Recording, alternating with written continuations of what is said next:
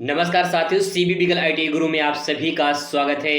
दोस्तों, आईटीआई करें या पॉलिटेक्निक करें, मैंने इसके बारे में पिछले वीडियो में बताया था कि कौन सा करियर आपके लिए बेहतर होगा, आईटीआई या फिर पॉलिटेक्निक।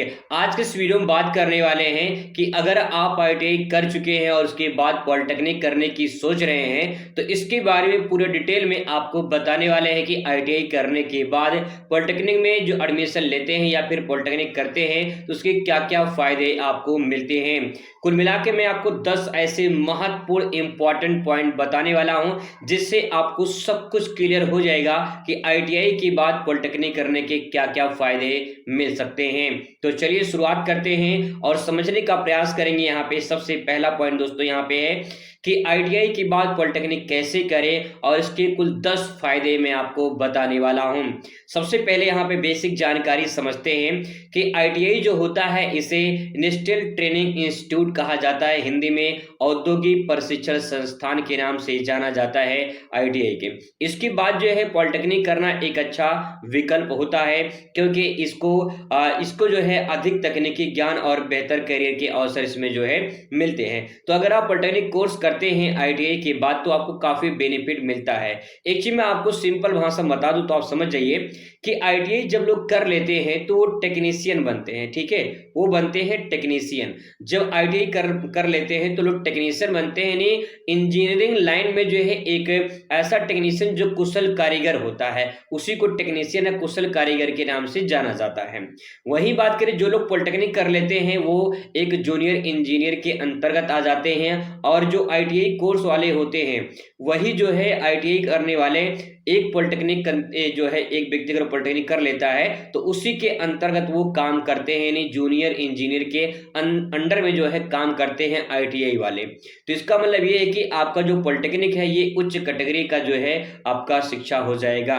आगे देखते हैं इसमें, तो आईटीआई जब आप कर लेते हैं इसके बाद जब पॉलिटेक्निक करने की सोचते हैं तो आपको यहाँ पे आईटीआई में एडमिशन मिलता है डायरेक्ट सेकेंड ईयर में और इस प्रक्रिया को लिटरल एंट्री के नाम से जाना जाता है। लिटरल एंट्री के नाम से जो है इसे जाना जाता है और इसके माध्यम से पॉलिटेक्निक में दूसरे वर्ष में जो है प्रवेश मिलता है। तो ये तो बात हो गई जो है किसके माध्यम से, तो यहाँ पे लिटरल एंट्री के माध्यम से पॉलिटेक्निक में सीधा सेकेंड ईयर में एडमिशन आपको मिलता है अगर आप आईटीआई कर चुके हैं। पहला पॉइंट। इसके बाद दोस्तों बात करते हैं आईटीआई के बाद पॉलिटेक्निक कैसे करें, तो यहाँ पे कुछ इंपॉर्टेंट पॉइंट है। सबसे पहला पॉइंट दोस्तों आपके सामने है, लिटरल एंट्री के माध्यम से जो है आपका पॉलिटेक्निक में एडमिशन होता है तो इसके लिए आपको परीक्षा देनी होती है। अधिकांश राज्यों में आईटीआई पास छात्रों के लिए पॉलिटेक्निक के लिए दूसरे वर्ष में प्रवेश के लिए परीक्षा कराई जाती है। तो कुछ राज्यों में जो है आईटीआई जो लोग कर लेते हैं वहां पे जो है पॉलिटेक्निक अगर करना चाहते हैं तो उसके लिए दूसरे वर्ष में प्रवेश के लिए जो है परीक्षा देनी होती है। इसके बाद फिर आईटीआई में एडमिशन होता है। यहाँ पे अगर बात करें टेस्ट की तो इसे सीईटी के नाम से जाना जाता है, कॉमन इंट्रेंस टेस्ट के नाम से जाना जाता है। वहीं बात करें दूसरा पॉइंट तो योग्यता में इसमें आता है, योग्यता यानी एलिजिबिलिटी। अगर इसकी बात करें तो आईटीआई का कोर्स जो होता है वो पूरा होना चाहिए और न्यूनतम जो है 50% अंक आपका होना चाहिए। तो अगर आप योग्यता में जैसे कि अगर आप आईटीआई कंप्लीट कर चुके हैं और उसके बाद पॉलिटेक्निक करना चाहते हैं तो आपका जो है न्यूनतम 50% आईटीआई में होना चाहिए। इसके बाद तो बात करें राज्य आईटीआई के पॉलिटेक्निक कॉलेज में जो है आवेदन कर सकते हैं। सरकारी और प्राइवेट दोनों कॉलेज में प्रवेश लिया जा सकता है, सीधे सेकेंड ईयर में आपको एडमिशन मिलेगा। वही बात करें डिप्लोमा कोर्स चुने तो यहाँ पे देख पाएंगे कि आप अपनी आईटीआई ट्रेड के अनुसार पॉलिटेक्निक डिप्लोमा कोर्स जो है चुन सकते हैं। जैसे कि अगर आप कुछ लोग इलेक्ट्रिशियन लिए रहते हैं तो आप यहाँ पे इलेक्ट्रिकल चूज कर सकते हैं। अगर कुछ लोग फिटर लिए रहते हैं आईटीआई में तो मैकेनिकल यहाँ पे जो है आप चूज कर सकते हैं। अगर कोई कंप्यूटर कोर्स कर रखे हैं आईटीआई में तो यहाँ पे आप जो है कंप्यूटर साइंस से संबंधित जो है आपको जो है यहाँ पे कोर्स करना होता है। वही बात करें दोस्तों पांचवा जो पॉइंट है वो है पांचवा डॉक्यूमेंट वेरिफिकेशन एवं काउंसलिंग। पांचवें पॉइंट में डॉक्यूमेंट वेरिफिकेशन एवं काउंसलिंग होता है। इसमें परीक्षा पास करने के बाद काउंसलिंग प्रक्रिया के माध्यम से कॉलेज और ब्रांच जो है वो चुनना होता है। ब्रांच यानी जो व्यवसाय जो ट्रेड होता है, जैसे आईटीआई में जो ट्रेड करते हैं वही व्यवसाय जो है यानी ब्रांच जो है आपको वहां पे चयन करना होता है। आईटीआई के बाद पॉलिटेक्निक के जो है करने के ऐसे 10 फायदे हैं। तो पहला फायदा आपके सामने यहाँ पे है कि सीधा प्रवेश जो है आपको मिलता है दूसरे वर्ष में। आईटीआई करने के बाद पॉलिटेक्निक में आपको सीधे 2 वर्ष में प्रवेश मिलता है, जिसमें 1 साल की आपकी बचत हो जाती है। वहीं अगर दूसरे पॉइंट पे बात करें तो तकनीकी ज्ञान में वृद्धि होती है, क्योंकि आईटीआई में जो है आपको उस लेवल से पढ़ाया जाता है जो 10th के लेवल की मानसिकता होती है, और पॉलिटेक्निक में जो है आपको थोड़ा-सा उसको हाई लेवल कर दिया जाता है। तो ये पॉइंट आप ध्यान रखेंगे, जिससे आप अधिक विशेषज्ञ जो है प्राप्त कर सके। तो ये भी पॉइंट इम्पोर्टेंट है। इसके बाद जो है बेहतर करियर विकल्प, बेहतर करियर विकल्प की अगर बात करें तो पॉलिटेक्निक के बाद सरकारी और प्राइवेट कंपनियों में नौकरी के अवसर बढ़ जाते हैं। यानी आप पॉलिटेक्निक जब कर लेते हैं तो उसका कई सारा बेनिफिट आपको वहाँ पे देखने को मिलता है। दोस्तों वहीं बात करें अगले पॉइंट पर, तो अगला पॉइंट है यहाँ पे शिक्षा, जो उच्च शिक्षा का मौका मिलता है।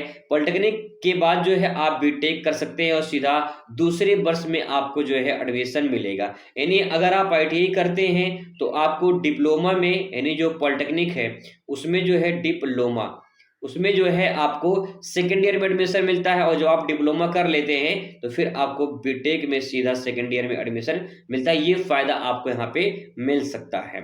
इसके बाद तो बात करें बेहतर जो है वेतन देने वाली और नौकरी उपलब्ध कराने वाली, क्योंकि आज के दिन में जो बेरोजगारी बढ़ रही है उसको मद्देनजर देखते हुए पॉलिटेक्निक में जो है मतलब कि क्या करियर बन सकते हैं। दूसरी बात ये है क्या फ्यूचर में नौकरी मिलेगी या नहीं मिलेगी, प्राइवेट में जॉब मिलेगी या नहीं मिलेगी, गवर्नमेंट में जॉब मिलेगी या नहीं मिलेगा। तो ये सब पूरी प्रक्रिया जो है आप इसमें समझ सकते हैं।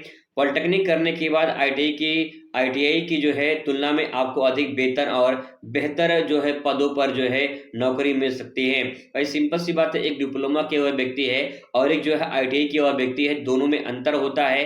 तो यहाँ पे समस्या ये हो जाती है कि जो लोग पढ़ते हैं वही कहीं सफल हो पाते हैं।